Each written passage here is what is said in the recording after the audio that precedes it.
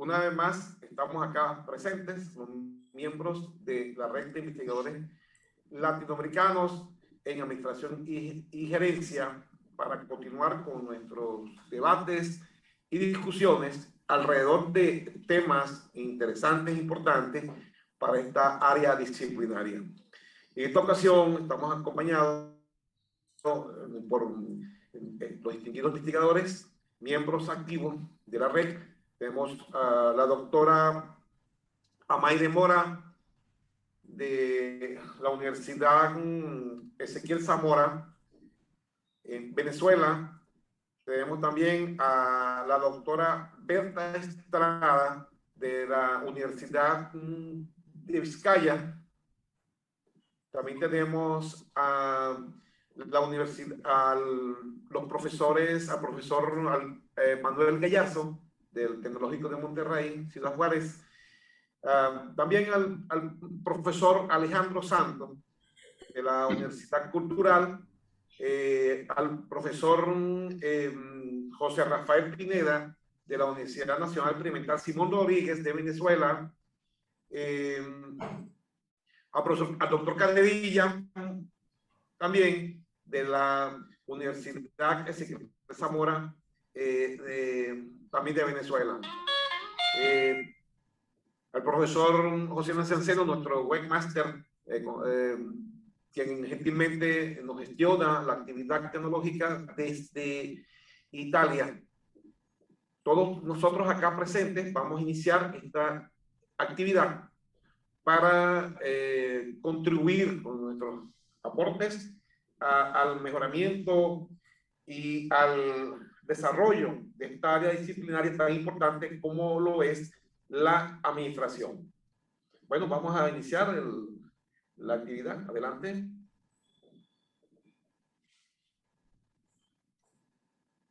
Voy a tomarme por aquí el tiempo para no... muy buenos días a todos, audiencia presente, colaboradores de esta red interamericana. Muy buenos días, mi nombre es Berta Estrada, aquí desde Ciudad Juárez. Vamos a hablar sobre, mi opinión versa a partir de este vínculo de las academias desde el ámbito administrativo y el entorno, que es la región de Ciudad Juárez, lo que es El Paso, Texas, Estados Unidos, con Ciudad Juárez, México. En esta situación post-pandémica, desde lo que es el liderazgo académico o desde lo que es la gestión administrativa en las escuelas de la región, considero que es muy importante la vinculación y este coaching estratégico que se pueda dar entre las universidades privadas y el gobierno, así como instituciones educativas públicas. Una de las prácticas que se está llevando en la región es, por ahí en algunas sesiones lo ha mencionado el doctor Mujica, es con redes. Con redes tiene un concepto más allá transfronterizo, que habla sobre potencializar el capital humano en la región a partir de facilitar herramientas tecnológicas, facilitar intercambios entre la iniciativa privada hacia las instituciones y hacia el colegiado de las diferentes universidades públicas. Pero también se da a partir de la nueva administración que se está gestando actualmente en el 2021, en esta temporada en septiembre, ¿no? Una de las prácticas que se están desarrollando para poder hacer este vínculo es la gestoría del gobierno a nivel estatal y esta convocatoria a universidades públicas y universidades privadas. Esto nos permitirá a nosotros podernos estar vinculados con personas que están preparando a nivel de pregrado a estos estudiantes que van a formar parte de universidades a corto plazo. ¿Cómo lo vemos esto? Que siempre las academias las vemos desde la parte interna de cada institución. Este vínculo que se está desarrollando actualmente nos permitirá coacharnos con otros coordinadores y con otras direcciones o con otros directores de instituciones públicas para poder buscar estas estrategias y este liderazgo académico que necesitamos nosotros como para poder guiar ahora sí a nuestros colegiados o nuestras academias de manera interna. En este sentido, la comunicación que se puede dar entre estas escuelas y lo que se está llevando por parte del gobierno federal permite hacer un planteamiento a largo plazo de la comunicación que puede hacer y de las necesidades que se tienen desde a nivel de pregrado para poder brindarles estos elementos a nivel ya profesional. Entonces, este vínculo es lo que se está gestando a nivel de Ciudad Juárez en estos momentos, en septiembre, ¿no? Es ese vínculo gobierno, universidad privada, pero también universidades públicas. Entonces, es esa formación a largo plazo de pregrado a nivel profesional y a pasar a un nivel profesional con esta conexión de las necesidades en la escuela y sobre todo en los líderes de las direcciones, los diferentes espacios educativos. Sería ese mi comentario. Bueno, muchísimas gracias, doctora Berta Estrada, por su apreciación de modo general. Adelante.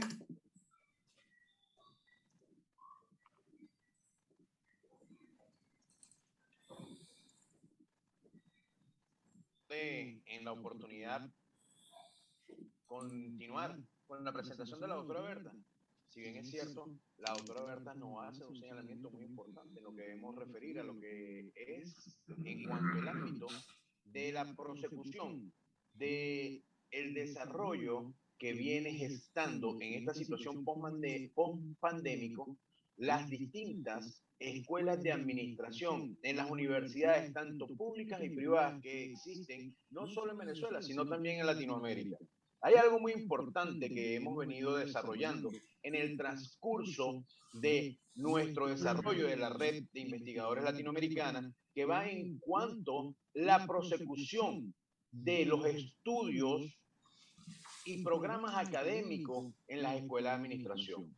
Podemos tomar en cuenta que hoy en día las distintas instituciones privadas académicas han puesto un punto relevante en lo que es el costo no del conocimiento y del saber, sino el costo en cuanto al mantener la planta física de esas universidades privadas. Así también es el impacto que se está gestando en la administración pública. Son elementos que nosotros tenemos que observar muy minuciosamente en cuanto a lo que es la actuación del profesional, no solo bajo relación de dependencia, sino también bajo relación de independiente, en lo que es el contenido y lo que tenemos nosotros que dar como profesionales de la ciencia administrativa y darle continuidad a esa ciencia administrativa, a esa filosofía de nuestra ciencia administrativa. Hay mucha lectura que no le hemos dado la relevancia, la importancia. Recuerdo hoy día de uno que me hicieron sacar, fíjense, uno de los libros de Bernardo Clifford, uno de los grandes investigadores acá de Latinoamérica. Tenemos también a George Freeman, uno de los pequeños libros que me hizo recordar mi profesor, el doctor Mujica, quien nos prosigue acá. Fíjense, hay mucha filosofía, pero que la obviamos ante las circunstancias de poder cubrir las necesidades que tenemos nosotros los seres humanos hoy en día ante esta situación pandémica, y nos obviamos muchas de estas escrituras, que dentro de esto lo más relevante es lograr absorber y contextualizar ese conocimiento. Si bien es cierto, no lo podemos obviar. Y en cuanto a eso, voy a hacer una analogía con las distintas escuelas de las ciencias económicas y sociales, la Escuela de Relaciones Industriales, la Escuela de Economía, la Escuela de Contaduría.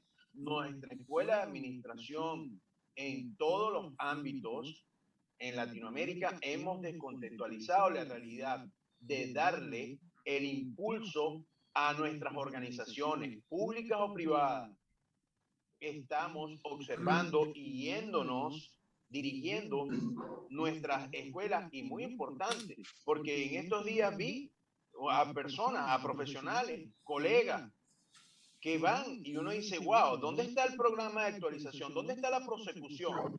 Nada más, no, sí, cuando salen de estudios de bachillerato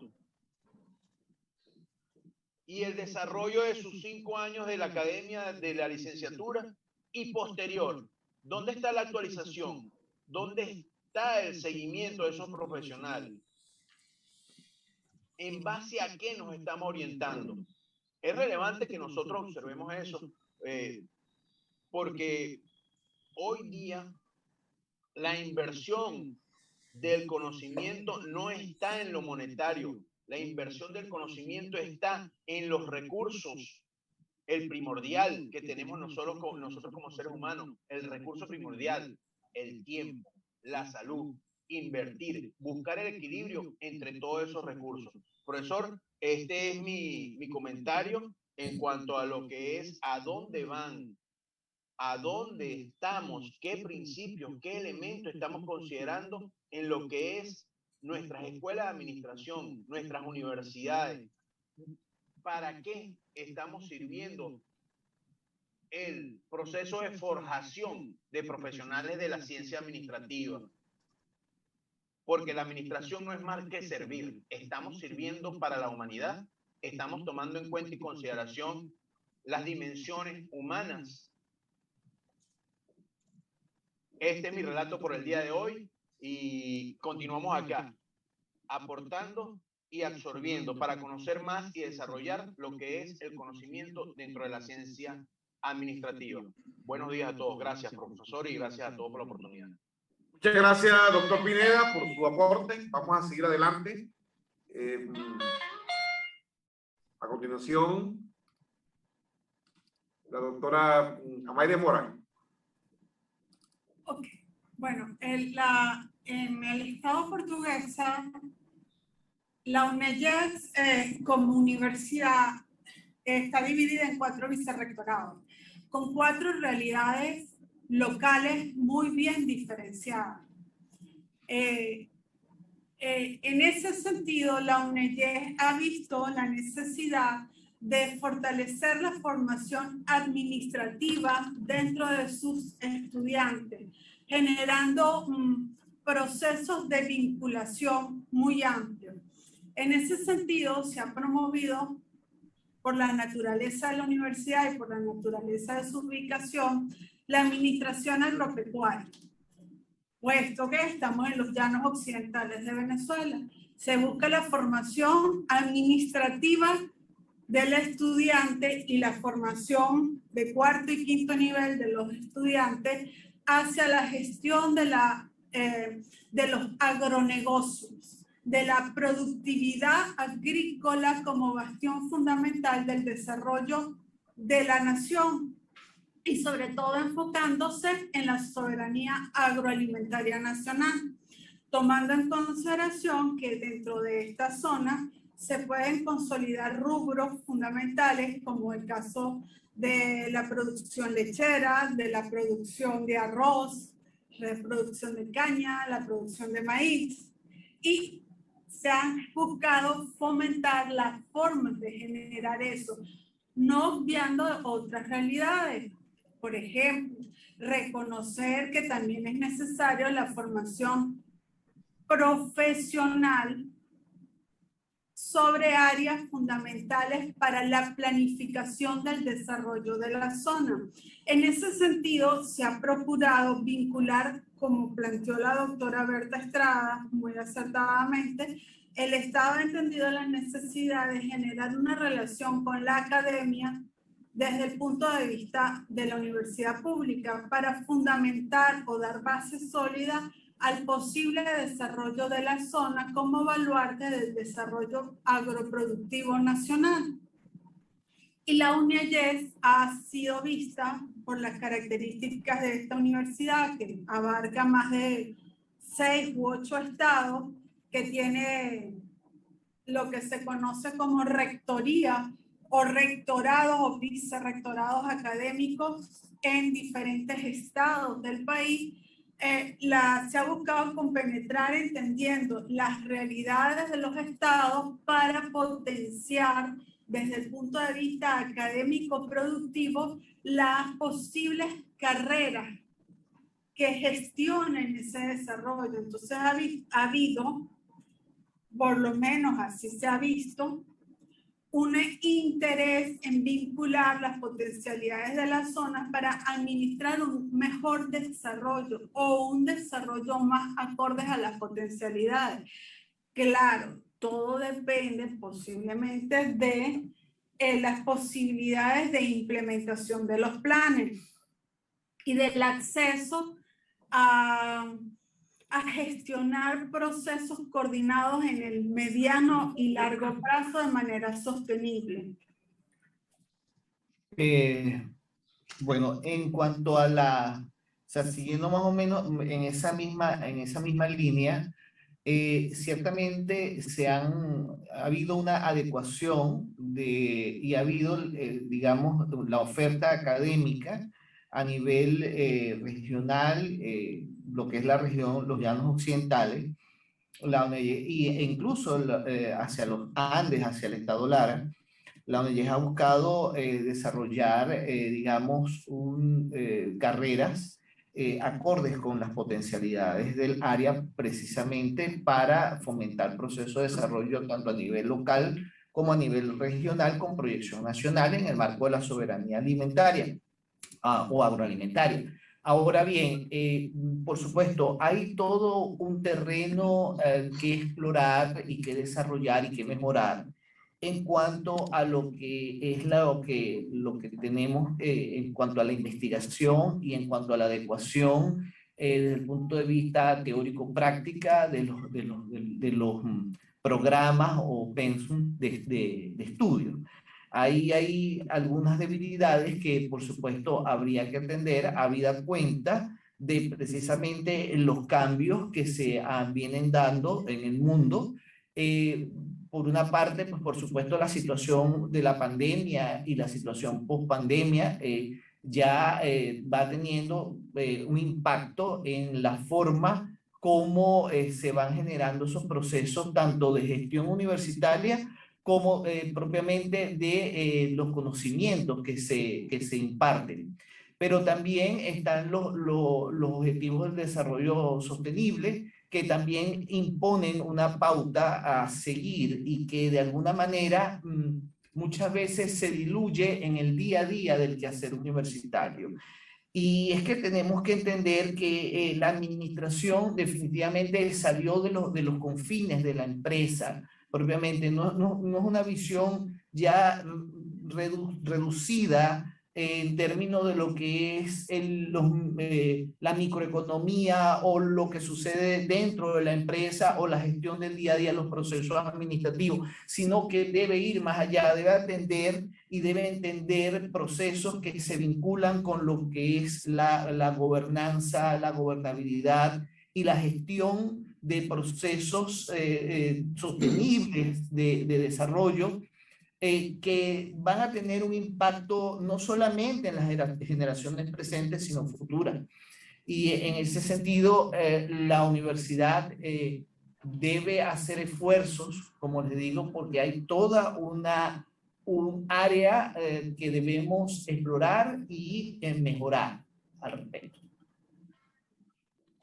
Muchas gracias, doctores Mayre Mora y Alberto Cadevilla, por su aporte. Bueno, adelante. Bueno, recuerdo la participación de la maestra Berta Estrada y ella mencionaba sobre el vínculo que en particular ahorita se está tratando de gestar con la intervención o la actividad de este grupo con redes, con la intención de ligar, de vincular a la academia con su entorno. Creo que no nomás en lo de trabajo, sino en todo el entorno social, y el Estado funcionando como un facilitador para esos intercambios. Yo en particular sobre eso creo que tiene razón. Todos los esfuerzos por vincular el mundo académico con el trabajo son loables y los investigadores creo que debemos apoyarlos.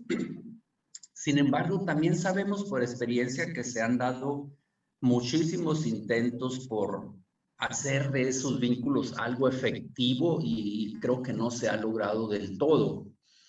Incluso algunas universidades han tratado de lograrlo de manera independiente haciendo convenios con corporativos para que sus egresados tengan oportunidad de enrolarse en esas empresas una vez que terminen su carrera en diversas áreas de trabajo. Todos hemos de saber quizá convenios de la universidad para la que hemos trabajado con algún corporativo para que sus egresados de finanzas tengan oportunidad de hacer prácticas y de ser contratados como practicantes y quizá algunos de ellos puedan quedarse en alguna vacante, en algunas otras áreas. Siempre hemos sabido eso, son otro tipo de esfuerzos. Sin embargo, aún eso, pues sabemos que también ha tenido un impacto muy moderado, muy acotado y muy temporal. Después el maestro, el doctor Cadenilla, hablaba de la necesidad de actualizar los programas educativos para satisfacer las necesidades reales de la sociedad. Y yo estoy totalmente de acuerdo con esa necesidad, porque la mayoría de las universidades creo que reaccionan tarde en ese proceso y en lugar de reaccionar deberían ser promotoras de cambio, estar constantemente monitoreando el entorno y las universidades que enseñan esas herramientas a los alumnos que van a estar en el trabajo algún día, pues deberían ser las primeras en estar practicando constantemente a través del modelo de las 5 fuerzas de Porter o de la cadena de valor o del FODA, por lo menos, estar constantemente monitoreando qué está sucediendo en su entorno para actualizar sus programas. Esa parte es interesante. Y la doctora Cadenilla también mencionó algo similar, enfocándose un poco más en fortalecer la formación de los estudiantes hacia la productividad. Y ella mencionó particularmente un sector que está casi olvidado, ¿no? Es más, me pareció interesante porque hace mucho que yo no escucho hablar del sector primario. Nos enfocamos más en el sector secundario o hasta en el terciario de servicios, pero del sector primario como que no vemos ahí el trabajo de los ingenieros o de los licenciados. Y esa parte me llamó la atención. Bien, considerando todos los comentarios de los maestros, los compañeros, creo que todos los que hemos tenido la oportunidad de combinar el rol de investigador o maestro en la academia y administradores de empresas, nos hemos dado cuenta que de las brechas que existe entre el mundo académico y el mundo real del trabajo. Yo he insistido en esto y a lo mejor me voy a ver reiterativo, pero me acuerdo yo que uno de los principales problemas cuando contratábamos nuevos egresados, aún de las universidades con mayor reconocimiento, pues llegaban al trabajo con dos grandes brechas, por no llamarle problemas. Una es que pueden llegar preparados teóricamente muy bien, podrían realizársele exámenes teóricos y creo que los aprobarían, pero no saben cómo aplicar ese conocimiento. Ese es uno de los problemas que yo vi. El otro es que llegan licenciados en una carrera, pero en poco tiempo los que los observan, los que los ponen a trabajar normalmente en proyectos de mejora o algo, pues nos damos cuenta que sus competencias distintivas están desvinculadas a su carrera que estudiaron. Traen un título de ingeniero, pero pues en el poco tiempo nos damos cuenta que esa persona tiene más competencias para un área administrativa o algún área de liderazgo, una capacidad de liderazgo, o en fin, nos damos cuenta que muchos de ellos llegan desvinculados porque desconocen cuáles son sus competencias naturales más distintivas sobre las cuales podrían apalancar su desarrollo y tener más oportunidades de éxito o de desarrollo. Entonces, en mi opinión, yo creo que los esfuerzos para vincular, de la que han estado hablando los compañeros, debe venir desde la raíz. Y esto incluso tiene sentido hasta lógico, ya no digamos considerando los principios de Lean Manufacturing. Debe venir desde la esencia de la academia, se debe incluir en el modelo educativo, creo yo, para que a lo largo de la carrera, en cualquiera de las áreas, ciencias exactas, sociales o cualquiera, los alumnos vayan desarrollando experiencia curricular, no experiencia académica. ¿Y a qué me refiero con experiencia curricular? Que ellos cuando salgan puedan poner en su currículum, sí, soy nuevo, acabo de salir egresado en administración de empresas, pero yo tuve oportunidad de trabajar en un problema real de la empresa tal o cual, y el problema era eso era su tamaño, esta era la situación, problema a la que nos enfrentamos, y esta fue la solución en la que trabajamos, y este fue el resultado. O bien, yo trabajé para una empresa, rediseñamos su modelo de negocios y le incluimos estas propuestas de mejora. Pero para eso es el modelo educativo de la universidad el que tiene que adaptarse. Se tiene que adaptar para que ya no estén trabajando nada más en la bibliografía de base, que es esencial para la teoría, o bien que estén trabajando en casos de estudio que también son útiles para entender la aplicación de una teoría. Pero además de eso, la universidad se debe preocupar porque alguna empresa local, de cualquier tamaño, de cualquier giro, les dé oportunidad a los muchachos de trabajar en un problema real. Que la Universidad de Juárez o de Valencia o de cualquier otro lugar busque una empresa local, hay cientos o puede haber miles. Oye, podríamos hacer un convenio en el que los estudiantes de la carrera de negocios puedan entender qué es el problema de la rotación de personal, cuáles son sus causas, y me puedes dar alguna información para que ellos puedan trabajar en un caso real y te hagan una propuesta coordinados por un maestro experto. Entonces, de esa manera, los estudiantes cuando salen, ya salen con experiencia real, no nada más la experiencia académica. Entonces, en mi opinión, esa sería una manera más efectiva de vincular al mundo académico con el mundo del trabajo, independientemente de cualquier. Es bueno. Gracias. Muchísimas gracias, profesor Gallarzo, por su excelente disertación. Profesor Nazanceno, adelante. Comentario de la discusión que llevamos. Sí, buen día a todos los presentes. Gracias por la invitación y continuando con el tema que estamos desarrollando y lo que habíamos quedado pendiente de la reunión anterior sobre la industria 4.0, habíamos dejado algo pendiente, era uno de los temas que había quedado pendiente. Hay una lámina que estaba analizando con ustedes de la anterior oportunidad, era de la Plan Nacional acá en Italia de transición de la industria 4.0, que es la llamada a nivel mundial Revolución Industrial 4.0.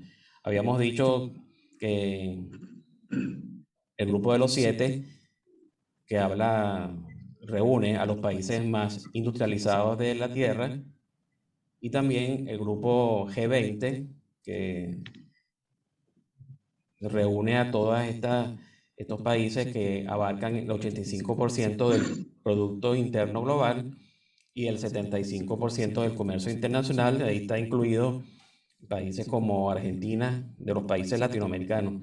Argentina, está también incluido México, como estos países que están produciendo tanto para hacer en conjunto el 85% del Producto Interno Global, y también está Italia, el 75% del comercio internacional. Entonces, hablábamos de la cuarta revolución industrial, que se caracteriza actualmente, según este paradigma, en el futuro de las propias máquinas cada vez más inteligentes, y que estas máquinas, unidas con la parte informática, podrán decidir ciclos de mantenimiento para estas máquinas, mejorar de forma autónoma los procesos de producción, ser más precisos y efectivos, reducir costos e impactos ambientales y especializarse y adaptarse a la demanda del cliente individual. Y hablábamos acerca de los periodos que abarcaron estas revoluciones industriales, que la primera revolución industrial comenzó en el año 1760, la segunda revolución industrial comenzó alrededor de los años 1850, la tercera revolución industrial en el año 2001, que fue cuando les hablé de la reunión que hubo en Hannover, en Alemania, que abarca la parte de informática, y la cuarta revolución industrial, que comienza en el año 2016, que habla de la parte de digitalización de las cosas, la nube, la coordinación digital, sistemas ciberfísicos y la robótica. Entonces, los principios claves sobre los que se construye la revolución 4.0 son la interconexión, abarca también datos, realidad virtual y compartir información, y las fábricas que se autogestionan, ¿verdad? Entonces, ¿hasta qué punto han llegado hoy día las industrias acá en Italia y en Europa en este proceso de transformación? Bueno, se le da mucho énfasis a que se considera que las empresas medias y grandes, con más de 500 empleados, el porcentaje de aquellas con más iniciativas en marcha asciende al 80%, que es una señal de que las economías de escala son importantes en este campo. Por eso que el gobierno actualmente está ejecutando el Plan Nacional de Transición 4.0, que está incluido en el Plan Nacional de Resiliencia y Recuperación, en base a lo que está sucediendo a nivel mundial con la pandemia, el COVID-19. Entonces se colocan dos objetivos fundamentales. Primero, estimular la inversión del sector privado, que fue tan golpeado por esta pandemia. Y segundo, dar estabilidad a las empresas con medidas que tendrán un efecto y abarca desde noviembre 2020, cuando se ha sentido fuertemente las consecuencias de la pandemia, hasta junio del año 2023, que es lo que se piensa que comenzarán a verse ya el paso de la pandemia, ¿verdad? Entonces, dentro de las medidas que ha tomado el gobierno es dar una medida de créditos fiscales e incentivos a las empresas. Por ejemplo, las empresas que invierten en bienes interconexos vinculados con la industria 4.0, cuando ellos realizan su declaración anual de impuestos o de ingresos, tienen un crédito a su favor de 50%. O sea que en base a lo que ellos declaran y lo que le da a pagar al gobierno, se le rebaja, se le da un crédito de 50% del monto a pagar. Los que desarrollan en base al software tienen un crédito a su favor del 20%, y los bienes instrumentales nuevos, que inclusive no están dirigido a la industria 4.0, inclusive también tienen un crédito a su favor que es del 10%. Actualmente se va a desarrollar, comenzando desde el día de mañana, 4 de octubre, la feria de Milano, la feria EMO, que alternativamente se combina en dos países, en Alemania e Italia. En Alemania, como dije anteriormente, se desarrolla alternativamente en Hannover, Alemania, y acá en Italia se desarrolla en la ciudad de Milano. Entonces, esta feria que comienza mañana y termina el sábado, se concentra en empresas expositoras, 700 expositores extranjeros, el 60% de expositores extranjeros que pueden ser de Alemania, Taiwán, Suiza, España, Japón, Francia, Corea del Sur, Estados Unidos, entre otras. Y una superficie total de 100.000 metros cuadrados. Y los pabellones en los cuales se va a desenvolver esta exposición son 6 pabellones. Y las máquinas en las que se van a exponer estas actualizaciones y estas mejoras son 3.500 máquinas. Entonces, actualmente los países desarrollados ya están pensando cómo seguir trabajando, inclusive convivir con la pandemia. Actualmente, diariamente acá en Italia ya se ha estabilizado o se ha estancado las personas que pierden la vida como consecuencia de esta pandemia, alrededor de los 50 personas diarias. Esa es una medida que se ha mantenido en el transcurso de los últimos meses y esperamos que con las medidas que se están tomando para seguir bajando esta cifra de personas fallecidas, se pueda continuar con la salida de todos nuestros países, incluyendo nuestros países latinoamericanos, de esta pandemia mundial como lo es el COVID-19. Y por ahora esto es lo que tenía preparado para ustedes. Okay, muchas gracias, profesor Nazanceno, por la valiosa información que nos dio. Bueno, volviendo al punto central del tema de discusión acá, visualizado, ¿verdad? Todas las exposiciones de todos y cada uno de los investigadores. En primer lugar, yo creo que es importante, ¿no? Cuando estamos en las escuelas, participar muchas veces, ¿no? Tanto en mi universidad de origen como en otras universidades, que tuve la ocasión de asistir como invitado, como visitante. Y una de las cuestiones que yo visualizaba era yo le diría la colectivización de cualquier plan alrededor de lo que nosotros llamamos los pensas de estudios o los planes de estudio. Es decir, estaban varios espacios, tal como lo explicó la doctora Mora, y ahí a todos los incluían, sin diferenciar carrera, ciencia y total.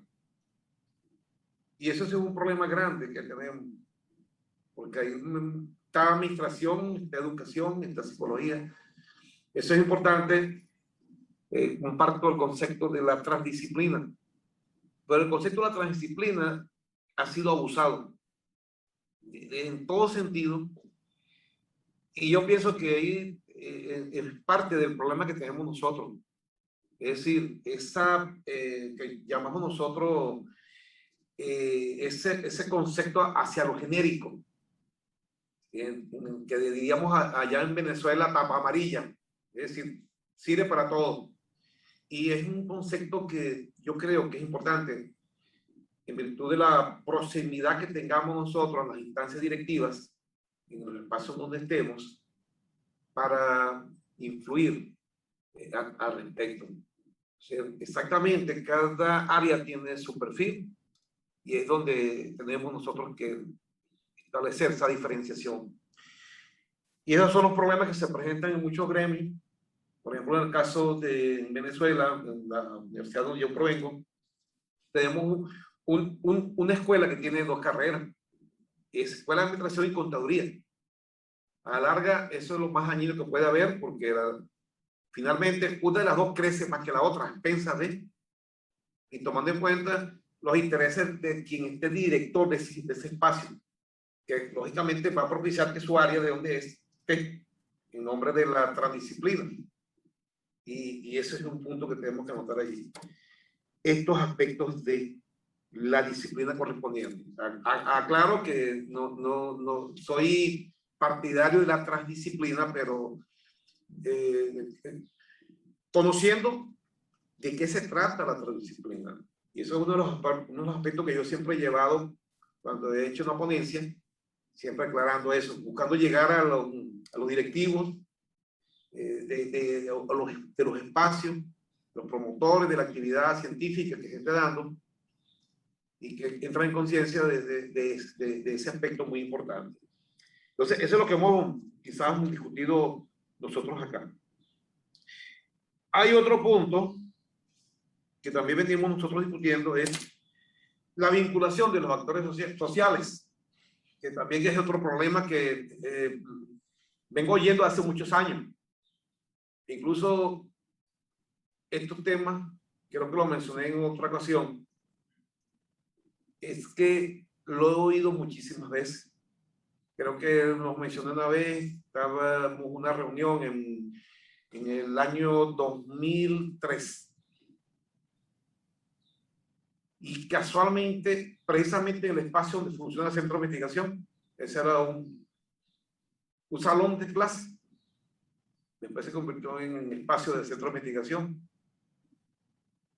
Y estaba al lado de una colega, y yo le dije a la colega, oye, esos que están hablando acá yo lo oí hace como 15 años. Pero ya no eran los mismos, teníamos un poquito más de edad.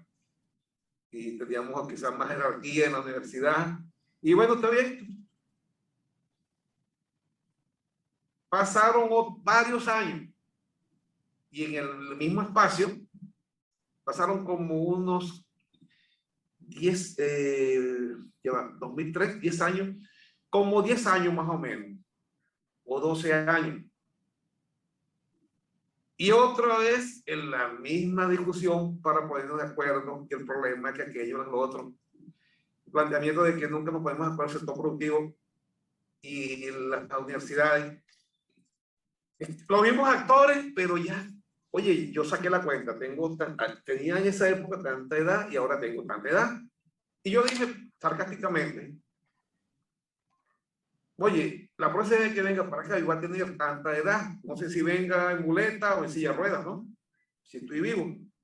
¿Ok? No sé si viviré hasta esa edad. Tendré tanto. Es decir, pasaría más o menos como, yo creo que tendría como 75 años, 80 años más o menos.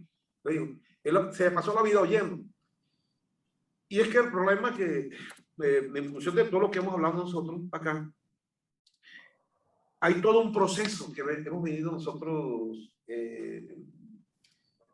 oyendo, ese proceso de la necesidad del acercamiento de la universidad y el sector productivo, esa rivalidad. Incluso tuvimos una ocasión de hacer un evento hace muchos años. Ahí estaba, lástima que no esté aquí la doctora Neida, ella participó en esa actividad entre el sector productivo y la universidad.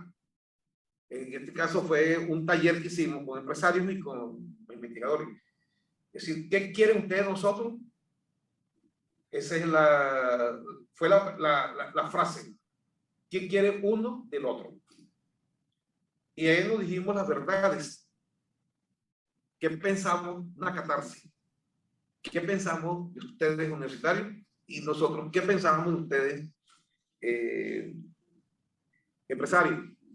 Y lo que estábamos en los dos, servíamos de moderadores, digamos, para como interpretarlo. Era muy difícil porque ahí todos tenían, si no trabajaban en una empresa, tenían una consultora o una pequeña empresa de algo. Era muy difícil decir, este no tiene experiencia, este no sabe, no, todos estaban metidos en eso. Y aún así, bueno, ahí lo que se hizo fue fortalecer el espacio del centro de investigación que estaban haciendo. Pero aún así, tuvo todas las dificultades que tienen este tipo de iniciativas, como tal. Tenemos esa parte de la vinculación. No es fácil, porque no es un problema de yo como profesor o yo como empresario. Es un problema colectivo. Es un problema de país. En algunos cursos que yo he dictado de investigación, yo he comenzado hablando de los planes de desarrollo nacional. Alguien me pregunta, ¿y qué tiene que ver esto con investigación? Planes de desarrollo nacional. Y lo he hecho allá en Venezuela y lo he hecho en otros países en los que he estado invitado. Los investigadores me preguntan, porque realmente son investigadores los que he dictado esos talleres acreditados, y la pregunta es, ¿qué tiene que ver esto con investigación? Usted me está hablando de economía y planes de desarrollo. Le hablo de la Organización de Cooperación y Desarrollo Económico. Le hablo del manual de Oslo. ¿Y qué tiene que ver esto? Yo quiero esa metodología. Es la parte operativa, ¿no? Pero el asunto es, con planes de desarrollo nacional, lógicamente, se va a lograr a través de la investigación. No hay otra forma. Y una de las cosas que yo digo es que es fundamentalmente, para poder lograr esa integración, tenemos que, en los espacios que estemos, propiciar o crear conciencia de la importancia de establecer hacia dónde va el país o el espacio donde estemos, ya sea la localidad, la región o el país en sí. Esto es importante. Entonces, cuando hemos hablado de inicio del modelo de la quíntuple hélice, precisamente el modelo de la quíntuple hélice busca eso, esa integración. Cuando hemos hablado de Conredes, precisamente el modelo de Conredes se fundamenta en el modelo de la quíntuple hélice. En ese espacio es donde hemos visto la discusión en la práctica, aquí por ejemplo específicamente. Y en otros países de Latinoamérica, en los respectivos consejos nacionales de ciencia y tecnología, o los fondos nacionales de ciencia y tecnología, o en los observatorios, que también es otro nombre que han tomado en algunos países,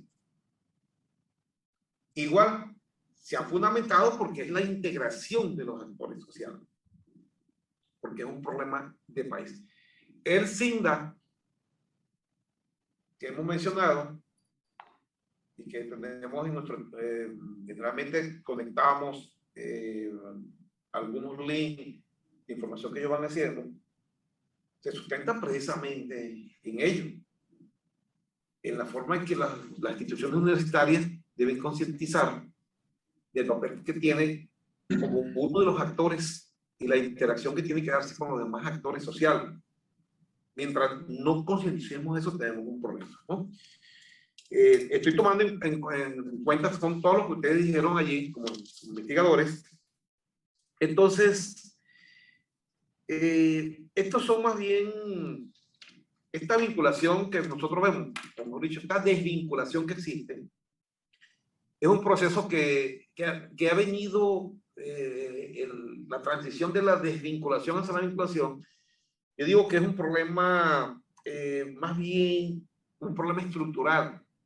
Es un problema como nació el sistema educativo nuestro a todos los niveles. Es un sistema educativo muy docentista, no investigativo, muy especulativo, más no pragmático, en el buen sentido del pragmatismo. Yo creo que eso es lo que viene ocurriendo en nuestros espacios. Y por eso es la gran diferencia como tal, y otros aspectos históricos. Es un problema sistémico, colectivo, que tenemos que asumirlo como tal.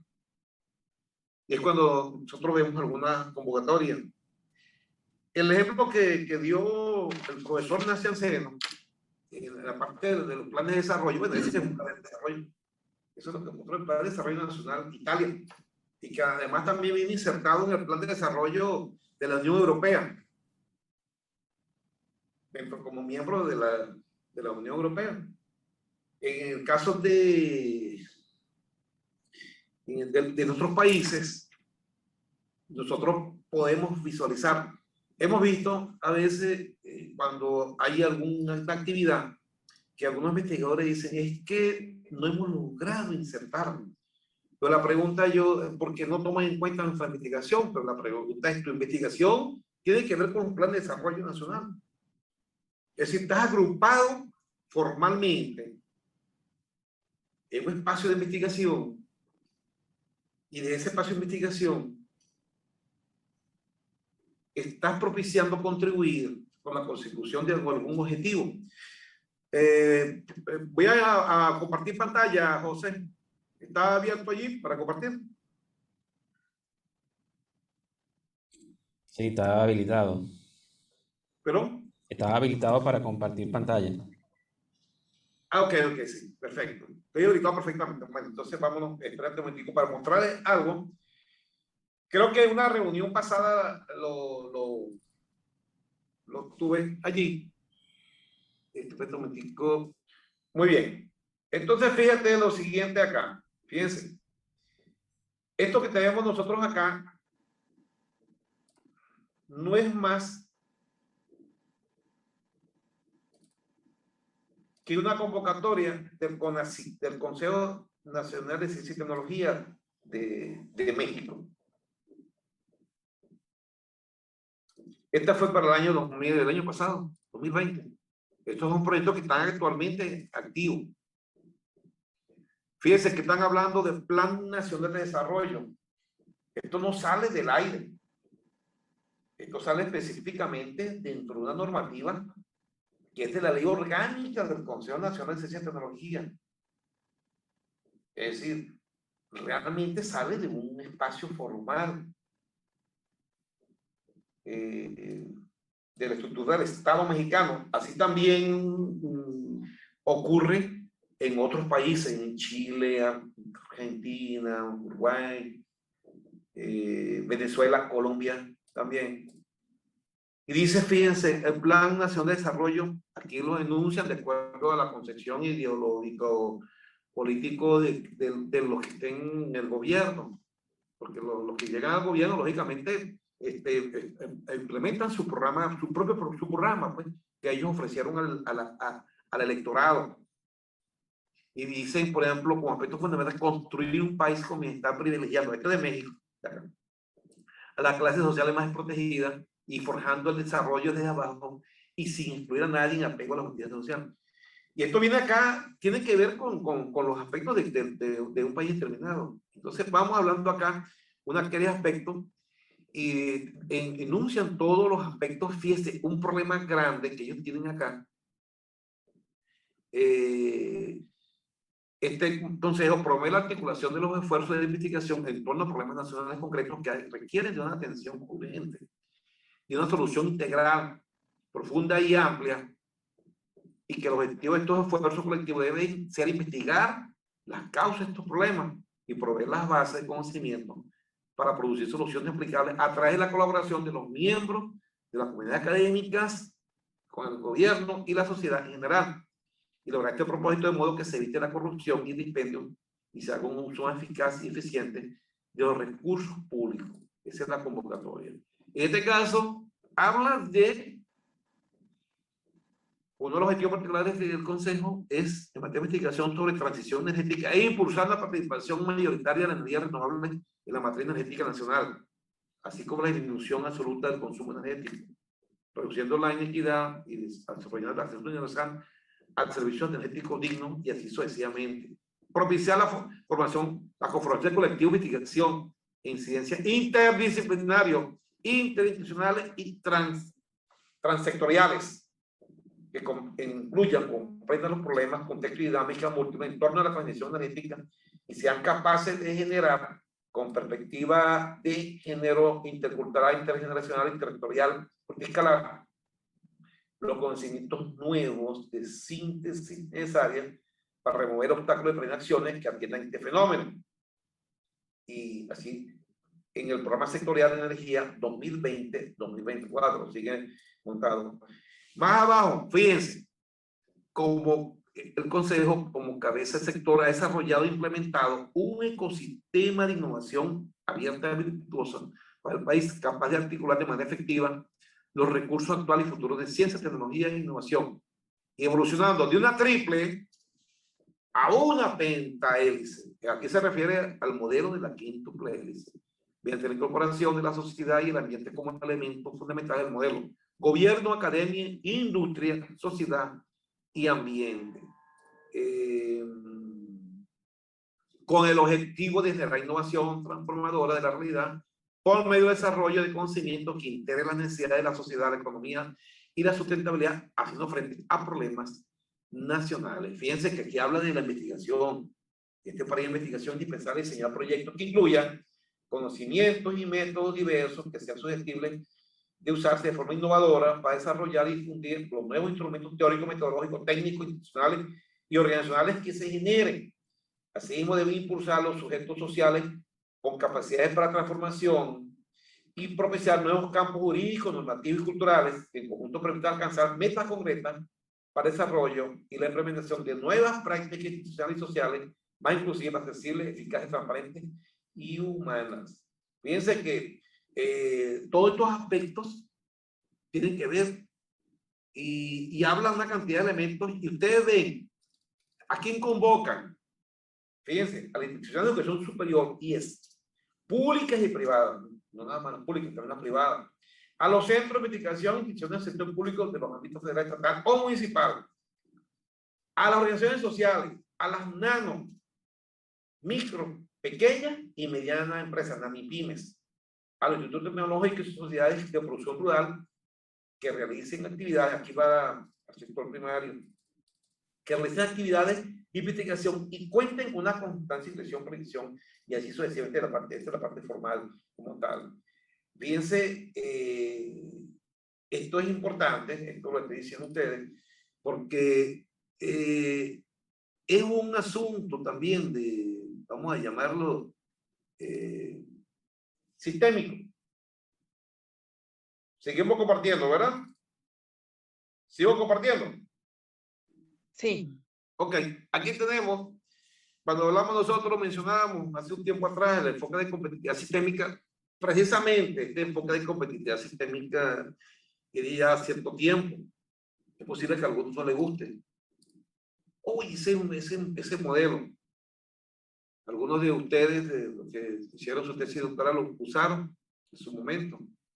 Yo tuve quizás la suerte de tener alguna interacción, directamente con algún miembro de este instituto en Alemania, y yo siempre he partido que es una gran herramienta, porque todos estos aspectos, y este fue un modelo que la Organización de Desarrollo Económico lo ha mencionado, lo mencionó en su momento.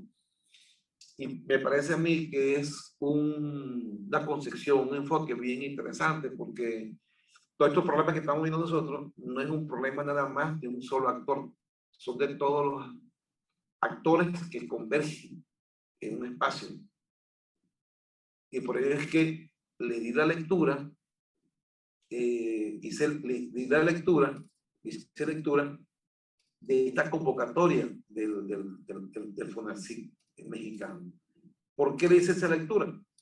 Porque esos son los términos en los cuales se presentan, donde se presentan, vamos a decir, es donde se presentan, o se está presentando, ya un segundito para dejar de compartir. Dejar de compartir, ok, aquí dejo de compartir. Es donde se presenta el dilema y vamos a decir, el nudo, el gran nudo en lo que nosotros llamamos la aplicación, la puesta en práctica de la actividad fundamental o de las actividades fundamentales de la institución educativa, que vendría a ser la básica, fundamental, la básica, es la que siempre nosotros hemos denominado la docencia, investigación y extensión, pero han aparecido otras funciones, como es la generación de conocimiento, transferencia de conocimiento, entre otras, que están vinculados con todos estos elementos, y que de una u otra forma es posible que no se tomen en cuenta. Cuando investigamos, es muy importante, lógicamente, muy importante ubicarse dentro de esa estructura formal de la investigación. Lo que muchas veces ocurre es que no tenemos conciencia o no tenemos conocimiento para ello. Y eso sí sería un problema, porque sencillamente no alcanzamos nosotros a comprender la trascendencia que es el hecho que desarrollamos o realizamos como profesores. Dentro de la escuela de administración, volviendo al punto, es importante aplicar este esquema. Hace un tiempo atrás, cuando llegó el tema de la nanotecnología, no sé si los profesores Cadevilla y Mora pasaron por esa experiencia. La experiencia era dónde se insertaba administración allí. Y eso sí era un problema. Y en otros temas. Las áreas prioritarias era la parte educativa. Estoy hablando allá en Venezuela, cuando llegaron los primeros planes de investigación. Y no aparecía administración en ninguna parte. Y veíamos colegas montándose en problemas a la fuerza de educación. Yo les decía, pero es que no hay un problema de educación en la administración. Sí, hay problema de educación. Yo no tengo por qué meterme directamente en problemas que son propios de educación. La deserción, por ejemplo, en la escuela primaria. No necesariamente sea un problema, yo tengo que entonces de administración irme a un problema de deserción en la escuela primaria. No, porque no es pertinente. Y ahí veíamos personas buscando montarse, porque inclusive los directivos decían, no, el área prioritaria es deserción en escuela primaria. Y los que eran más conscientes, y a lo mejor fueron tildados de equivocados, decíamos, no, ¿qué tenemos que nosotros ver con eso? ¿Qué podemos hacer allí? Bueno, yo creo que relativamente nada. Cuando se habló de la nanotecnología, igual. Directamente, ¿de qué manera podemos insertarnos nosotros en la parte de nanotecnología? Sí, hay muchas formas. Pero directamente no. Y usted veía todo lo que enviaban, eso era más bien para la área de ingeniería. No sé si se acuerdan ustedes de los profesores Cadevilla, que creo que casi todas nuestras universidades pasaron por esa experiencia. Yo fui uno de los que dije, no, yo no. Aquí hay otras aristas. Hay energía. ¿Puedo yo desde la administración? Sí, claro. Administración eficaz, eficiente, efectiva. De la energía, perfecto, es un tema de administración. Ahí me voy a insertar. No necesariamente tiene que ser un problema ingenieril. Y yo insertarme allí, bueno, ahí voy, para ver qué logro. No, es la pertinencia que tiene que ver. En la escuela de administración hay cantidad de temas que nosotros podemos insertar dentro de todas esas propuestas de investigación que están en las convocatorias, perfectamente, sin salir de nosotros de nuestro ámbito. Va bien haciendo aportes muy, muy interesantes. En los desarrollos, por ejemplo, del sector primario, hay esta cantidad, sobre todo en el ámbito, en los ámbitos rurales, esos ámbitos, esos espacios son fundamentales. La forma de organización que puedan tener. Lástima que no esté el profesor Villalba acá. Es decir, de qué manera, creo que tiene la experiencia los doctores Cadevilla y Mora respectivamente en ese ámbito. ¿Cómo puede ser nuestra contribución allí a todos los sectores productivos, primario, secundario, terciario? Es decir, ¿cuál es nuestro aporte? Tenemos muchas cosas que aportar. El asunto es buscar la vinculación exacta y ver en qué medida en esos podemos contribuir con esos planes de desarrollo nacional. Tomar conciencia, hacia dónde apuntan esas áreas estratégicas. ¿Qué organizaciones están trabajando alrededor de ellos? Porque fíjense que esas convocatorias son para todos. Y se plantan en el modelo de la quíntuple hélice. ¿Fue que alguien inventó eso? No. Muchos de esos aspectos que traen son lineamientos, entran perfectamente en la agenda del año 2030, que se pueden ustedes revisar de los objetivos para alcanzar el desarrollo sostenible, agenda año 2030. Y si ustedes van, verifican el manual de Oslo, su última edición, también encontrarán allí. ¿Qué más se encuentra? Bueno, el modelo aquí tú puedes decir, lógico, es implícito dentro de él. Que es también el que recomienda, partiendo de esa organización de cooperación y desarrollo económico. Entonces, estos son aspectos que tenemos que considerar para el aspecto investigativo. Entonces, ¿en qué medida estos espacios académicos pudieran insertarse, ¿verdad?, en esas propuestas y esas convocatorias en nuestros respectivos países? Ya vimos el plan nacional que tiene establecido Italia, creo que hasta el año 2023, José, ¿no? Año 2023. Aquí vimos el de México 2024, vamos a ver cuáles son de Venezuela, creo que son cada 6 años, y así sucesivamente, ¿ok? Entonces, esos son aspectos muy importantes. Bueno, esta es vamos a decir, la revisión general de lo que planteamos acá en la primera ronda de comentarios. Vamos a ver entonces ahora el cierre, vamos otra vez en el mismo orden que tuvimos, en función de ello, la parte crítica, los aspectos, el aporte de cada uno ya en el cierre de esta actividad de hoy. Sí, muy buenos días, profesor Mujica. Bueno, yo cerraría con detectar las necesidades de las regiones. Mencionaba los profesores Cadevilla sobre la gestión universitaria en el ámbito de distintas universidades en Venezuela, en el aspecto agrario. Sí, a México, desde ese asunto y desde los recursos internos, cuenta con alrededor del 3.2% asociado a lo que es el sector primario que mencionaba el profesor Gallarzo. Y a nivel local, Ciudad Juárez tiene una participación de un 2.3%, bueno, a nivel estatal, ¿verdad?, asociado a lo que es el sector primario. Las potencialidades de esta región van asociadas a lo que es el sector de la industria electrónica. En ese sentido, si hablamos sobre un panorama de vinculación de las necesidades de la región, sería fortalecer o generar esos esfuerzos para el vínculo sobre lo que es relevante en las regiones, desde ese aspecto, ¿no?, de lo que mencionaban de las potencialidades y de los planes estratégicos, de lo que se requiere en México, ¿no?, que es a partir de ahí donde se hace un diagnóstico a nivel nacional y prioriza áreas, ¿no?, en ese sentido.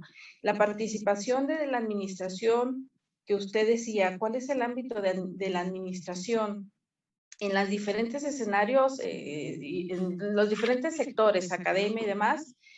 Va a ir en función, considero yo, en la necesidad interna de las organizaciones, pero también en esas debilidades que podamos tener. Si nosotros hablamos desde el aspecto de la universidad, y hablo desde el aspecto de la universidad privada o la universidad pública, aquí como gestores o como el rol del administrador es la gestoría eficiente de las instituciones, donde nos toca estar presentes para poder coachear y poder de alguna manera empoderar las academias internas.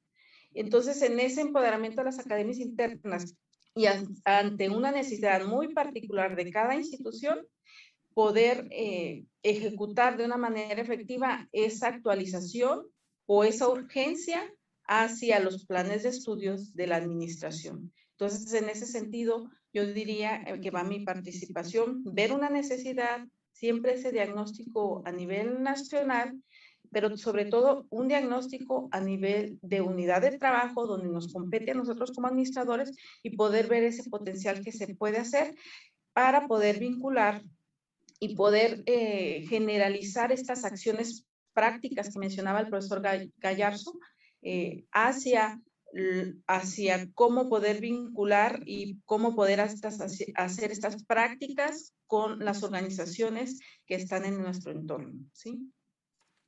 Muchísimas gracias. Adelante. Bueno, para dar finalización a mi participación por la jornada del día de hoy, quiero hacer con mucho énfasis parte de lo que ha comentado el doctor Mujica y muchos de ustedes. Creo que debemos realzar el sentido de pertenencia de lo que es la vinculación primordial, que es la ciencia administrativa, con aquel ser humano, con aquel talento que desea desarrollarse en la ciencia administrativa, es decir, aquel estudiante, aquel profesional de la ciencia administrativa. Las mallas curriculares de las instituciones educativas están descontextualizadas con las necesidades de la humanidad. Y los líderes o gestores de aquellas escuelas de administración en esas instituciones educativas sostienen círculos que no permiten adquirir los aportes de aquellos actores que conviven la realidad del ejercicio de la profesión. Si bien es cierto, tenemos que reconocer que en la humanidad tenemos la relevancia de la transdisciplinaridad, si bien es cierto, como nos hace mención el profesor Mujica, en el buen sentido de la definición de lo de transdisciplinario. Pero no podemos perder de vista en qué van forjando los profesionales de la ciencia administrativa, en obtener un título y pegarlo a la pared. Realmente se sienten sentido de pertenencia en cuanto a lo que es el contenido de forjar ese licenciado en administración. Realmente los profesionales que egresan de las universidades sostienen la identidad de un profesional de la ciencia administrativa. Dejo estas interrogantes. En tal sentido, los exhorto como colegas a que impulsemos, motivemos, estimulemos nuestra profesión. Acá en Carabobo, Venezuela, tenemos 12 escuelas de administración, de las cuales por lo menos tenemos 35 ámbitos en el ejercicio de la actuación profesional. Es cuestión de estudio, es cuestión de investigación, como lo hemos visto y como venimos desarrollando. Gracias a todos con su participación. Profesor, quedo como siempre un fiel investigador y adquisitor del conocimiento y de los saberes de cada uno de nosotros en cada punto de este orbe. Buenos días, profesor. Muchas gracias, doctor Pineda. Ok, concuerdo perfectamente con la doctora Estrada, con el doctor Mujica, con el doctor Gallarzo y con el doctor Pineda en la importancia y relevancia de generar una vinculación real, efectiva entre la universidad y los actores productivos. Hablo por mi experiencia. Mi área investigativa ha estado dirigida al sector primario. Mi foco de investigación ha sido la responsabilidad social empresarial de las agroindustrias cerealeras, de las asociaciones de productores agrícolas del Estado portuguesa y cuál ha sido su vinculación con el proceso de formación socioeconómica nacional. En ese sentido, puedo decir que ha habido una, por lo menos dentro de la universidad, de la UNEYES, ha habido una vinculación real entre los actores productivos, la universidad, el Estado. Se busca que el Estado o los diferentes órganos de acción estatal a nivel local y regional puedan motivar, propiciar, fomentar, fortalecer el desarrollo productivo de la zona. ¿De cuál zona? Del Estado portuguesa. Se ha entendido la necesidad de fortalecer el sector productivo y de fortalecer el sector académico. Se han desarrollado alianzas estratégicas entre las universidades, diversas universidades de la zona, con diversas instituciones productivas y con el Estado mismo, por la necesidad de fortalecer el sector productivo desde su base, desde el agricultor mismo. Pero eso está muy vinculado con el Plan de Desarrollo Nacional, con los planes regionales y ahora con el Plan de Formación Educativa post-pandemia. ¿Cómo ha sido la postura del órgano rector de la educación universitaria en Venezuela con respecto a la vinculación con la sociedad, con los sectores productivos y la formación universitaria? Es un tema muy amplio y realmente es un proceso donde se nota una desvinculación grave y profunda entre los sectores productivos, porque yo lo veo, como decía el doctor Mujica, que responder qué es lo que ustedes quieren de nosotros. Yo lo veo como un problema de confianza.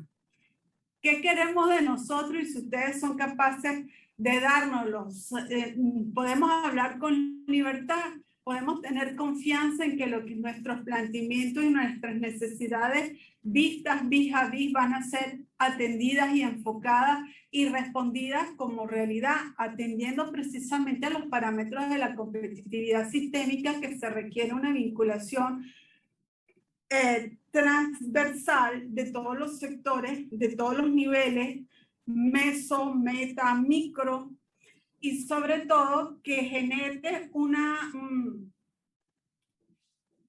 un etos cultural, un etos socioproductivo que apunte a la competitividad, que apunte al fortalecimiento social como factor de desarrollo, que se entienda la necesidad de una cohesión social, que tenga una visión clara de futuro, que tenga una visión clara de desarrollo, hacia dónde debe apuntar el desarrollo nacional. No que todos deben pensar igual, pero sí debe tener ideas, fuerzas que orienten el accionar productivo.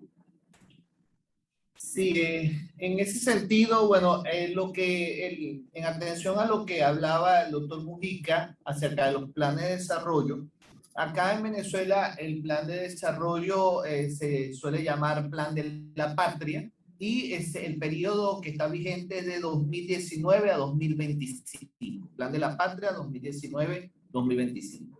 Y bueno, más allá, para nadie es un secreto la confrontación, digamos, histórica que se viene dando en Venezuela en los últimos 20 años entre sectores de élites políticas que se vienen disputando el poder y que de alguna manera eso ha involucrado a toda la sociedad venezolana y al pueblo venezolano. Es una visión muy particular. Ahora bien, desde ese punto de vista, el Plan de la Patria, no obstante, reconoce dentro de lo que es la dimensión de la democracia en lo social, en el punto 2, lo que es la educación liberadora para la descolonización y el trabajo, lo cual apunta a la masificación y calidad y currículo, matrícula, alimentación escolar, atención al docente, pertinencia y relación con el trabajo y el Plan de la Patria, y la profundización del desarrollo educativo y tecnológico en el marco pertinente y eficiente que apunte a las necesidades de descolonización, producción y sustitución de importación. Hacia allá apunta. Y ese plan. Y dentro de ese plan, recientemente, a raíz de la pandemia, se aprobó recientemente lo que se conoce como lo que es el plan académico orientador, siguiendo la metodología 7+7 universitaria. Bueno, la metodología 7+7 es que hay 7 días de cuarentena radical y 7 días de flexibilización en cuanto a las actividades que se puedan desarrollar habida cuenta de la pandemia, y hablan precisamente de lo que es un plan que apunta hacia la educación multimodal en cuanto a la universidad, y entre otros elementos hablan precisamente de la creación de un sistema de redes multimodales de educación universitaria que apunte a la creación intelectual, ergo la investigación y la interacción con las comunidades.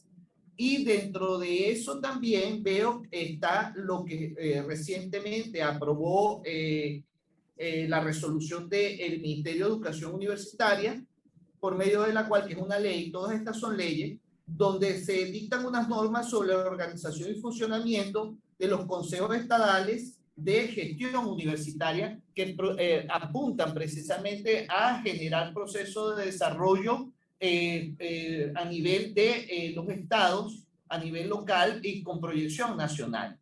Es decir, hay toda un andamiaje jurídico, porque, insisto, todas estas son reglamentaciones y leyes, normas de la República, pero que de alguna manera hace falta ese elemento que hablaba la doctora Mora, y que tiene que ver con generar procesos sociales, pero que tengan que ver con lo cultural, la manera en cómo nos relacionamos como sociedad, como individuos, pero también como ciudadanos y como actores sociales, en función de lograr metas de desarrollo compartidas, no entendiendo eso como unanimidad, sino entendiendo esa unidad en términos de respeto, de aceptar y de buscar acuerdos para generar procesos de desarrollo.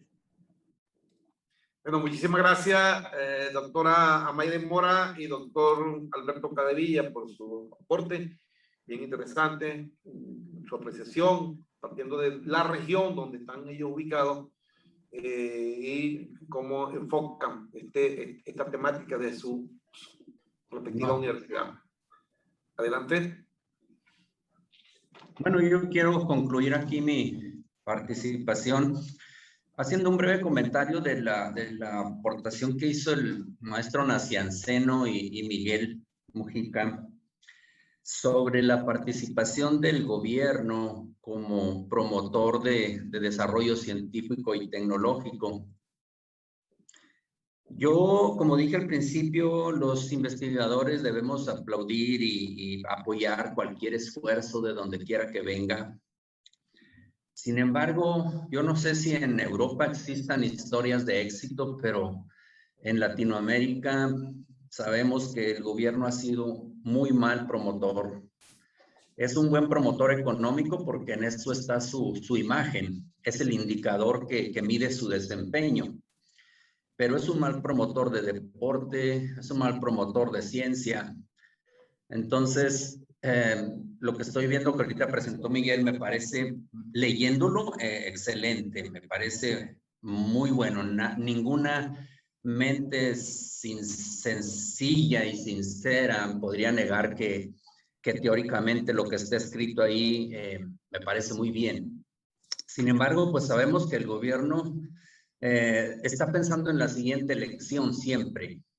No está pensando en desarrollar o en sentar bases de desarrollo sustentable a lo largo del tiempo. Pero como dije, pues habría que darle a todos el beneficio de la duda.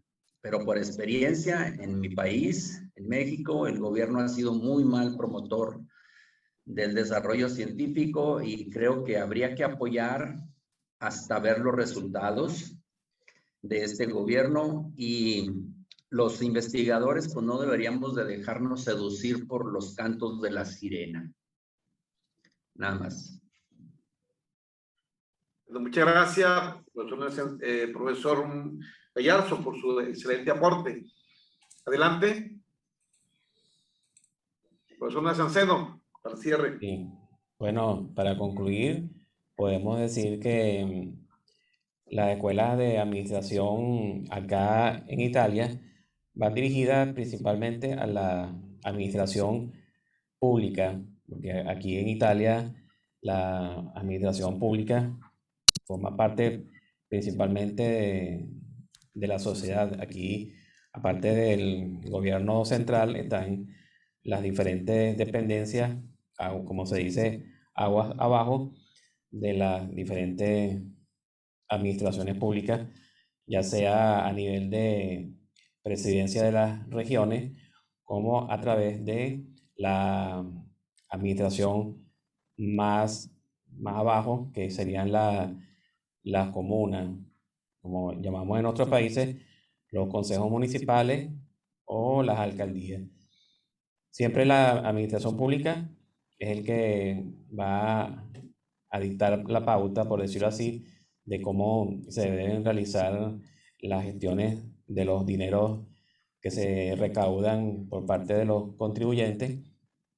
Y en caso de la administración a nivel ya privado, se utiliza en menor escala que la administración pública, puesto que las principales empresas que existen acá en Italia, muy pocas están dirigidas por personal capacitado en dirigir las determinadas empresas.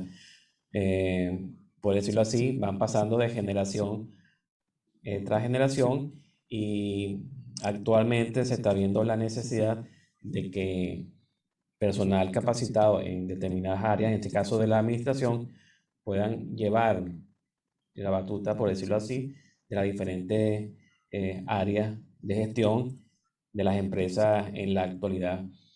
Ya las personas que desconocen cómo se utiliza la computadora, cómo se utiliza el internet, cómo se utiliza la informática, se van quedando atrás, y el que no está actualizado en esas áreas puntuales, bueno, se van quedando atrás, e igualmente las empresas se irán quedando atrás con el tiempo. Por eso es que el gobierno le está dando mucho apoyo y está presionando para que las empresas se vayan actualizando no solamente en la parte manufacturera, sino también cómo las mismas máquinas pueden autogestionarse y pueden realizar sus propios mantenimientos y dar los propios reportes de gestión para que los gerentes, los directores puedan entonces tomar las decisiones, aunque eso represente menos cantidad de personal para las empresas, porque los que dirigen las empresas lo que les interesa es el generar ingresos y en generar utilidad. Y si eso representa eliminar puestos de trabajo con la finalidad de tener mejores utilidades, bueno, tendrán que hacerlo y lo van a seguir haciendo en la actualidad. Como yo le dije en una reunión pasada, bueno, aquí en los supermercados actualmente la cantidad de empleados está relativamente no, principalmente en su mínima expresión, y en los pasillos de los supermercados vemos muy pocos empleados trabajando, por decirlo así. El mismo cajero es el que se encarga de ver la cantidad de inventario y, por decirlo así, se van rotando. Cuando hay muchos clientes haciendo cola en las cajas para pagar, entonces esta persona que está haciendo el inventario tiene que dirigirse a la caja para entonces, como dice, despejar un poco el área de clientes que están por pagar. Entonces esto genera un poco de, para muchos generará un poco de inquietud, que se van a perder empleo, pero a la larga se van a generar otros empleos que van a surgir en el transcurso de los años, que estas personas que se irán preparando tendrán que acudir a esta fuente de trabajo que se irán apareciendo en los años próximos. Adelante, doctor. Bueno, muchas gracias, profesor Sanceno. Bueno, finalmente, vuelvo otra vez a cuando hablamos de planes de desarrollo nacional, el importante, ¿no? Eso es posible que me lo puedan complementar nuestros estimados colegas Alberto y Amaire, ¿no? Que es teoría de Estado y teoría de gobierno. Y bueno, la doctora Estrada también, ¿no? Que es importante, fíjense lo siguiente, también eso por aparte cuando damos un taller de investigación, también nos metemos con eso, porque no hay ningún país en el mundo que se gobierne solo, ¿no? Es decir, hay dos conceptos importantes, y eso cuando el último taller que yo dicté sobre esto, al principio una polémica, ¿no? Cuando José habla del Estado, por lo menos en Europa, en la Unión Europea, es clave, importantísimo el Estado, los conceptos de Estado y los conceptos de gobierno. Eso es clave porque no hay ningún reconocimiento a un Estado que no sea de los que han sido formalmente reconocidos. Esos son los problemas. Cuando ha habido los intentos de independencia de algunas regiones en Europa, ahí es donde está el asunto. La gente se pregunta, por ejemplo en Cataluña, ¿no? Yo tuve un tiempo interactuando con los colegas de Cataluña, allá en Barcelona, y conozco la región y los problemas de esa región. Es como decir el Estado. Y una de las cosas que hablábamos a veces, como uno habla con los amigos, es algunos amigos estaban de acuerdo y otros en contra. Y a veces hacíamos esas conexiones conjuntas, llamadas conferencias, y se veían las discusiones, ¿no? Somos una región, podemos ser independientes, tenemos los recursos, pero el asunto no es, el asunto es que una región se independiza, no está autorizada para usar euro. Una región que se independiza con acuerdos acordados, tampoco tiene acceso a lo que llaman la zona Schengen, ¿no? Schengen. La zona Schengen es déjenme buscar si está bien pronunciado, para evitar alguna cosa aquí en cámara, como tú hacemos el arreglo, ¿no? Zona Schengen. Zona Schengen, sí. Zona Schengen o espacio de Schengen es el área que comprende a 26 países europeos que han abolido los controles fronterizos en las fronteras comunes, también conocidos como fronteras internas. Usted entra por un lado, usted entra por Francia, usted puede salir por Portugal. Eso hasta el momento así. Entonces, no estás en esa zona, tampoco estás en la zona euro. Y como país, esa región X, para no crear polémica aquí en el espacio, sencillamente no puedes salir, porque no tienes personalidad jurídica de Estado, y menos el gobierno que esté en ese Estado, que no está reconocido, va a tener reconocimiento. Entonces, eso es importante, por eso es que acotamos siempre la parte que es muy importante, la diferencia entre Estado y gobierno. Diríamos, la diferencia entre uno y otro, básicamente es que el segundo forma parte del primero, el gobierno forma parte el gobierno que esté de turno es transitorio, el Estado permanece, eso es importante y tenemos nosotros que tenerlo. El único que obliga a un país es el gobierno que firma. Y por ejemplo, en el caso de México, el tratado México, Estados Unidos y Canadá es del año, si me ubico, fue que en el año 1993, que era el Tratado de Libre Comercio de América del Norte. Y fue, vamos a decir, prácticamente acordado en 2018 y se refrendó finalmente en 2020, en enero del año pasado. Entonces, fíjense que convergieron varios gobiernos en el mismo, no un solo gobierno, porque no es un gobierno. Y eso es lo único que obliga a cualquier país, puede ser Venezuela, Colombia, cualquier de tus países, ¿no? Entonces es importante diferenciar esa parte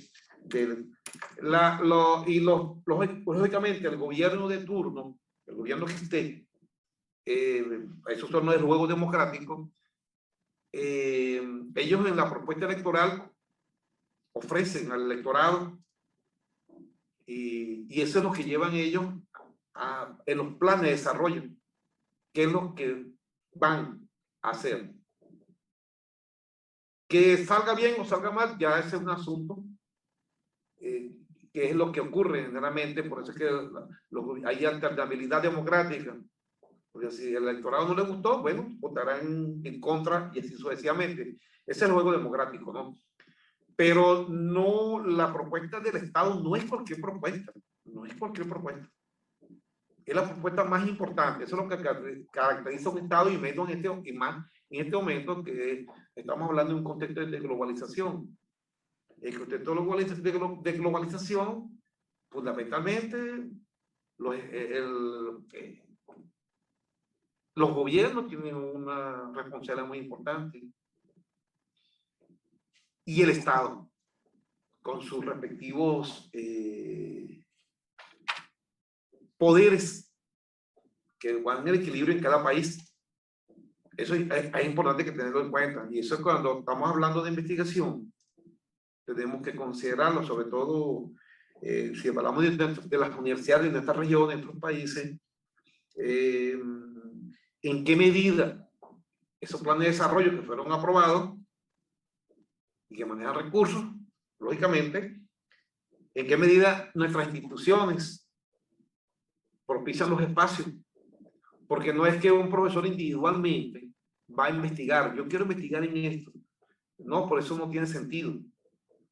Tendría que ver si se han creado los espacios para agruparse, generar los equipos de investigación, y esos equipos de investigación llevan a cabo las investigaciones registradas formalmente dentro de la institución y que estén dentro del lineamiento, lógicamente, de los planes de desarrollo. Porque los planes de desarrollo, en el fondo, no tienen foro político. Es decir, no podemos iniciar una investigación en función si nos agrada o no nos agrada el que esté. Porque eso todo apunta al desarrollo nacional, lo podemos interrumpir. Esas son una de las cuestiones que tenemos que tomar en cuenta. Estos son uno de los obstáculos que existen en la investigación. Y eso lo vemos en toda Latinoamérica presente. Objeciones de este tipo. Y en el fondo son cuestiones que tenemos que salvar. Pues tenemos que concientizar y diferenciar cada uno de estos aspectos. No sé si alguien más quiere agregar algún punto final de esta antes de cerrar. Definitivamente vamos a decir los expertos en administración pública no quieren decir algo más al respecto de este comentario de gobierno y Estado. A ver, no escuché la pregunta. Es decir, en función de lo que yo acabo de decir, que es importante tomar en cuenta que el gobierno es se puede decir, el que toma las decisiones en un país. Pero sí se refirió a mí, ¿verdad? ¿Sí se refirió a mí o no? No, los expertos. Usted es experta, también es experto de los Cadevilla Mora. Sí, es que han estudiado administración pública, es poner la opinión porque es una aporte que hay que dar, pues. Sí, no, es que dije, a lo mejor, pero bueno, a ver, profesor Cadevilla, sí, adelante, ¿no? Bueno, sí, hay una diferencia fundamental entre el Estado y el gobierno, obviamente, y el gobierno es el núcleo del Estado en términos administrativos, ciertamente. es de hecho el que administra todos los valores públicos, digamos así, en nombre de ese Estado que está conformado por la población, por un ordenamiento jurídico y por supuesto por el territorio mismo que administra. Y por supuesto el gobierno pues actúa siempre en nombre del Estado, por una parte. Y el otro consideración que quería hacer era que es muy importante a nivel de los países de América Latina en general, de revalorizar la parte de lo que es los agronegocios y la parte agrícola, porque nosotros también esta revolución tecnológica, esta cuarta revolución tecnológica, también va a tener un fuerte componente biotecnológico, valga la redundancia, y allí nosotros como productores de materias primas y de productos agrícolas vamos a tener un papel muy importante que brindar, que ofrecer al mundo, a un mundo que va a necesitar alimentos, cada día alimentos con ciertas características que hoy no podemos sino imaginar, porque va a haber digamos, el desarrollo de productos casi que a la medida de los gustos y necesidades de las personas. Y eso es una situación que está allí, y nosotros en ese sentido como países productores agrícolas, digamos, tenemos un nicho muy importante que explorar para a través de los procesos de desarrollo local, regional y nacional, articularnos con el mundo globalizado, post pandemia y en procura de ese desarrollo sostenible. Eso. Muchas gracias, doctor Cadevilla. Doctora Berta, en función de la concepción de Estado y gobierno. Sí, yo considero que los planes nacionales de desarrollo que se van actualizando van a partir de las prácticas de toma de decisiones, desde la administración pública en función del diagnóstico que ellos van teniendo en cuenta y de lo que va permeando en una nación. Dentro de estos elementos se consideran algunas herramientas para ellos y este diagnóstico previo trae un planteamiento a largo plazo o a mediano plazo, que son las matrices matriz de contabilidad social, las matrices de insumo producto, que son derivadas de todo lo que es el Producto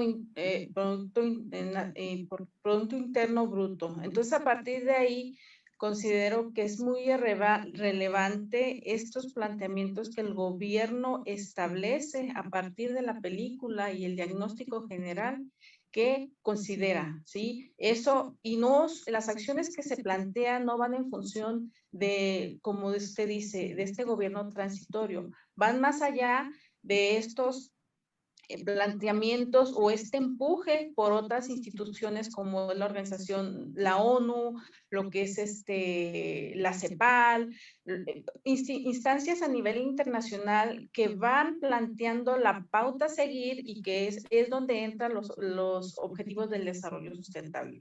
No es porque el gobierno haya querido establecer ciertas pautas, es a partir de un entorno global donde la administración pública ve esa película interior y empieza a hacer un planteamiento. Los planteamientos se pueden cumplir, no se pueden cumplir, sin embargo, esas son la pauta. Ese sería mi comentario. Muy bien, de verdad que sí. Esta parte, una parte complementada del doctor Cadevilla, y lo que te acaba de decir, ese es porque los estados se obligan con los organismos internacionales, con la ONU, la CEPAL, Banco Mundial, OIT, para los efectos del Tratado México, Estados Unidos y Canadá. México tuvo que hacer un esfuerzo de incluir su normativa, yo creo que casi el 100% de las recomendaciones de la OIT. Creo que en este momento el país que tiene más actualizada la ley laboral es México, porque casi todos los convenios se abocó a incluirlo por exigencia para poder refrendarse el respectivo convenio como tal. Eso no es pérdida de soberanía, sino que los países exigen cierta similitud en condiciones, en este caso por la parte laboral, y veamos, y no solamente netamente laboral, condicionan algunos carros que van a ser vehículos, unidades exoneradas de algunos aranceles, tenían que estar elaborados en un porcentaje determinado por trabajadores que ganaran o ganasen creo que $16 por hora. Es decir, hay una serie de exigencias de forma tal que propicie la mejora de la fuerza laboral activa.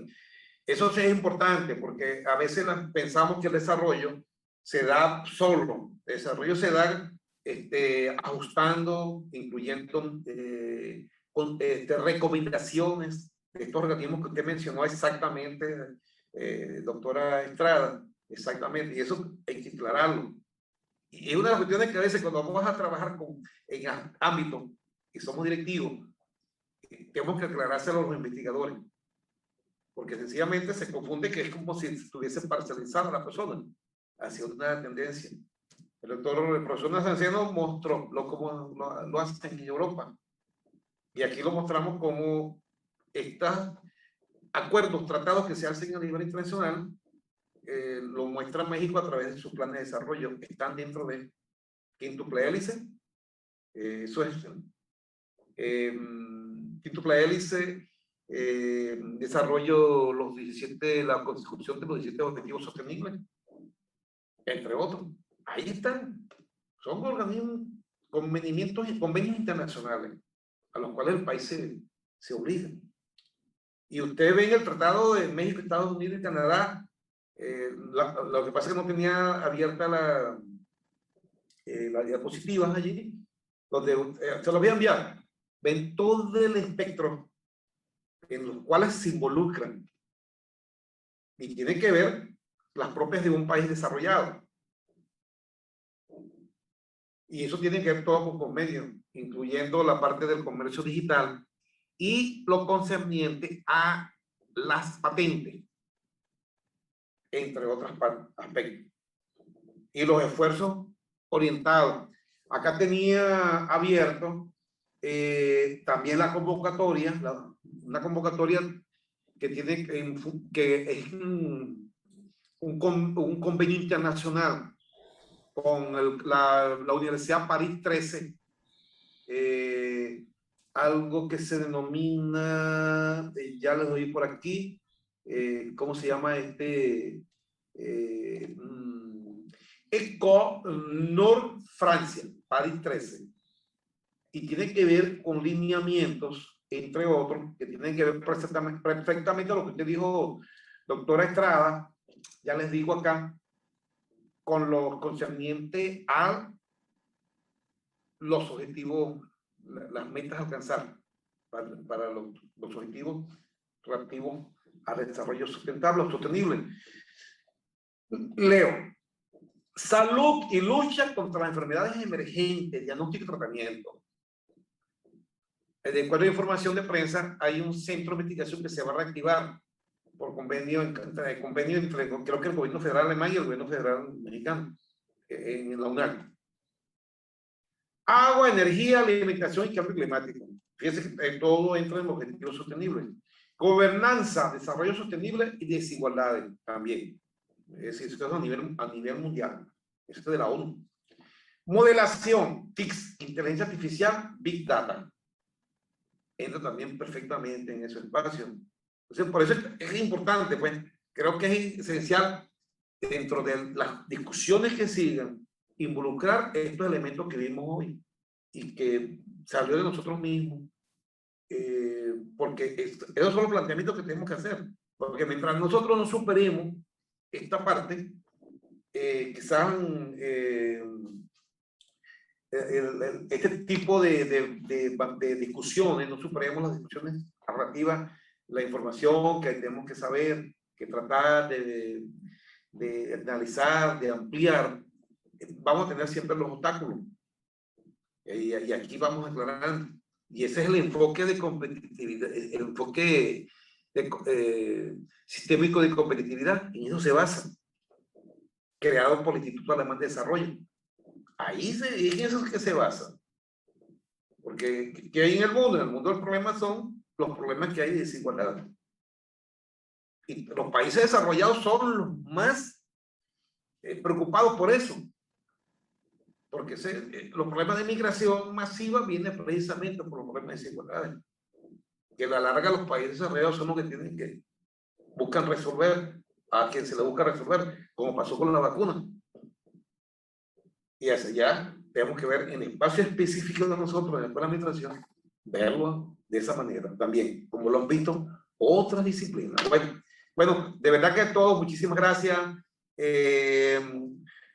Doctores Amaire Mora y Alberto Cadevilla de la Universidad de los Llanos, Ezequiel Zamora, de la doctora Berta Estrada de la Universidad de Vizcaya, el profesor Nazanceno de Italia y el profesor Pineda de la Universidad Nacional Experimental Simón Rodríguez, también de Venezuela. En mi caso, aquí por la Universidad, la UACJ, de acá, y también por la Universidad de Carabobo. Bueno, y de verdad que muchísimas gracias a todos ustedes por su excelente aporte. Gracias, profesor Nazanceno, por su actividad de máster. Al profesor Gallardo, que también, oye, bien interesante, porque ha sido importante también su opinión al respecto, bien interesante. Y muy bueno, porque todo esto genera debates dentro del respeto que tenemos uno por otro, pero es importante porque no necesariamente tenemos que pensar igual. Y muchas veces la diferencia en cuanto al planteamiento genera las discusiones, y es donde